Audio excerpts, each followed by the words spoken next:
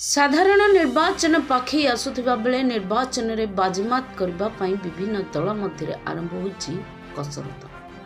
तेबे किछि दल निज निजर कर्मी को बांधी रखिबा सहित कर्मी को नै निर्वाचन बैतरणी पार हेबा पई उद्यम चलिथिबा बेले करंजिया रे सुभिला जोड़ी शंखर जयध्वनि बीजेडी जिंदाबाद, नवीन पटनायक जिंदाबाद, बासंती हेम्ब्रम जिंदाबाद नारा रे प्रकंपित हेला करंजिया।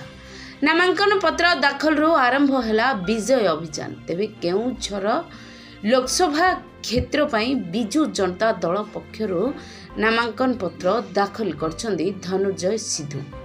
करंजिया विधानसभा क्षेत्र पई बीजेडी नेत्री बासंती हेम्ब्रम मध्य नामांकन पत्र दाखल करछंदी। एही अवसर रे समर्थक मानकर एक विराट शोभायात्रा शहर रे परिक्रमा करथिला।